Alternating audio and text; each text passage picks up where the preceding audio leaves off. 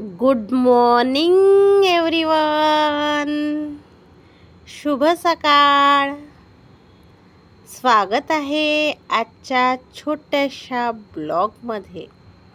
तर झाडावरची फुलं बघा, किती सुंदर पांढरी आणि अबोली रंगाची फुलं आहेत. आणि ही फुलं दुपारी 1 ते 2च्या दरम्यान ही पिंक आणि रेड अबोली असा कलर या फुलांचा होतो.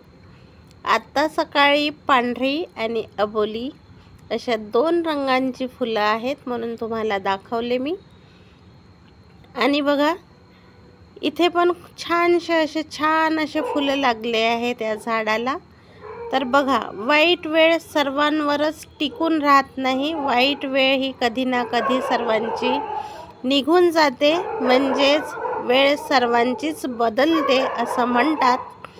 तर बघा, या झाडावरही कीड लागली होती आणि पूर्ण पानं गळून पडले होते आणि पूर्ण पानं अशी पिवळी पडली होती. एकही फूल येत नव्हतं, फक्त उर्वरित फांद्या होत्या. तर यावर कीटकनाशक आणि औषध मारलं तर बघा, हे झाड पुन्हा बहरून आलं. कसं फुलांनी हिरवं झालं बघा. सकाळचे वाजले आहेत 8. आमच्याकडे फक्त 1च तास पाणी येतो पिण्याचं, 7 आणि 8च्या दरम्यान. तर बघा, वर तुम्हाला घड्याळ दिसत असेल तर घड्याळीमध्ये पण 8 वाजलेले आहेत. तर मला पिण्याचं पाणी घेणं खूप गरजेचं आहे. जर आज मी पाणी घेतलं नाही तर उद्या पाणी पुरणार नाही, म्हणून पाणी रोज घ्यावं लागतं पिण्याचं. तर बघा, मी डायरेक्ट माठामध्ये पाईपच दिला लावून. गुंड उचलून आणायचा त्रास अजिबात घ्यायचा नाही आणि कोणाच्या मागे कटकटही करायची नाही. पाणी भरत नाही, पाणी भरून देत नाही असं कोणालाच बोलायचं नाही. डायरेक्ट नळाला पाईप लावायचा, डायरेक्ट माठात जोडायचा. बघा, मी पण तेच केलं. तुम्हाला त्रास येत असेल तुम्ही पण तेच करा. तर बघा, इकडे मी छान अशी चहा बनवलेली आहे. कडक चहा तुम्ही घेतली का? या चहा घ्यायला. मग सर्वप्रथम आपण चहा घेऊ, नंतर कामाला सुरुवात करू. तर घेतली बघा गाळून आणि आता आपण करूया कामाला सुरुवात. बघा, काल अहोंनी मला म्हटलं होतं, घरी कोणते कामं करते म्हणे, निव्वळ झोपाच तर काढते. तर बघा, हे झोपा काढणारे कामं माझे छोटे मोठे चालूच असतात साऱ्या दिवसभर. कामाचे कमी पडत नाही मला. पण डोळे सर्वांचे सारखेच असतात, पण बघण्याचा दृष्टिकोन सारखा नसतो. तोच माणसापासून तोडतो. बरोबर आहे की नाही?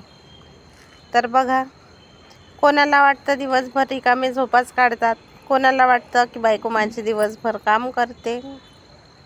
असा वेगवेगळ्या प्रकारचा वेगवेगळा दृष्टिकोन सर्वांचाच असतो. सर्वांचा दृष्टिकोन सारखा नसतो. तसंच करून घेतले मी सगळे कामं पटापट भांडे वगैरे घासून घेतले आणि सिंक पण धुवून घेतलं आणि छान स्वच्छ केलं बघा. आणि 1-2 भांडे राहिले होते घासायचे, म्हटलं राहू दे, आता नंतर घासून टाकते. आता जरा झाले भांडे घासून, तर आता काय 2-3च भांडे घेऊन बसायचं. हे बघा, अंडा आहे. ऑमलेट बनवायचं होतं मला, तर अंडं छान असं मी फेटून घेतलं. तर रात्री मी उकडायला ठेवले होते अंडे आणि त्यामधलं एक अंडं बघा टिचकलं होतं म्हणजेच फुटलं होतं. तर मी त्याला आधीच काढून बाजूला करून घेतलं होतं आणि ते फुटलेलं अंडं मी रात्री काढून ठेवलं होतं. तर म्हटलं खराब होऊन जाईल, जास्त वेळ काही ठेवू नये.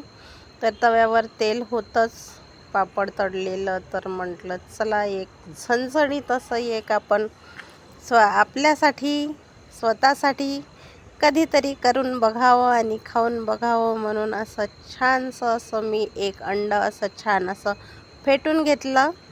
आणि बघा, ह्याचं बनवते मी छान असं ऑमलेट. बघा फेटून तर झालेलंच होतं बघा, तरी पण एकदा म्हटलं थोडं करून घेते, फिरवून घेते. आणि तावा झाला आहे गरम, ताव्यावर टाकलं आहे झणझणीत ऑमलेटचं मिश्रण. आणि त्या मिश्रणामध्ये मी काय काय टाकलं तुम्हाला सांगू का? कांदा, हिरवी मिरची असेल तर हिरवी मिरची टाका, नाही असेल तर लाल तिखट पण चालेल. हळद, नमक, सांबार म्हणजे तुमची कोथिंबीर, आमचा सांबार. तर असं छानसं असं ऑमलेट बनवलं गरम गरम.